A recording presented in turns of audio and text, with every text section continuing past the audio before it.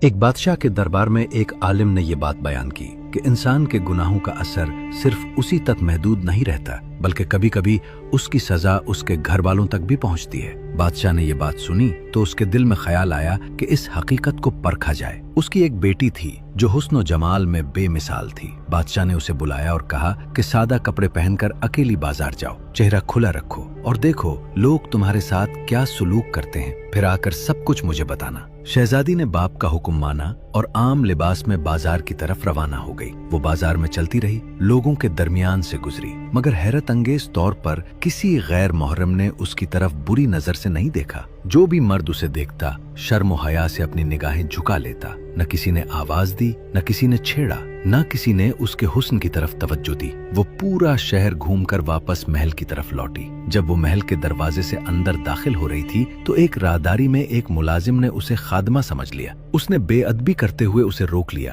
گلے لگایا اور بوسہ دے کر فوراً وہاں سے بھاگ گیا۔ شہزادی گھبرا گئی مگر خود کو سنبھالا اور سیدھی اپنے والد کے پاس گئی۔ اس نے بادشاہ کو پورا واقعہ سنایا، بازار کا حال بھی اور محل کے اندر پیش آنے والا واقعہ بھی۔ یہ سن کر بادشاہ کی آنکھوں سے آنسو بہنے لگے۔ وہ کانپتی ہوئی آواز میں بولا، میں نے ساری زندگی اپنی نگاہوں کی حفاظت کی مگر ایک بار مجھ سے غلطی ہو گئی تھی۔ میں نے ایک غیر محرم عورت کو گلے لگا کر اس کا بوسہ لیا تھا۔ آج مجھے اپنی اس لغزش کا نتیجہ دیکھنا پڑا ہے۔ بادشاہ کو یقین ہو گیا کہ انسان کے اعمال کا بدلہ کسی نہ کسی صورت میں ضرور سامنے آتا ہے۔ اس نے گہرے افسوس کے ساتھ کہا کہ جو بیج انسان خود بوتا ہے وہی ایک دن اس کے سامنے آ کر کھڑا ہو جاتا ہے۔ یہ واقعہ ہمیں ایک اہم سبق دیتا ہے کہ پاکیزگی صرف اپنے لیے نہیں بلکہ اپنے گھر اور آنے والی نسلوں کے لیے بھی ضروری ہے۔ جو شخص اپنی نگاہوں، اپنے کردار اور اپنے عمل کی حفاظت کرتا ہے وہ دراصل اپنے گھر کی عزت اور پاک دامنی کی حفاظت کر رہا ہوتا ہے۔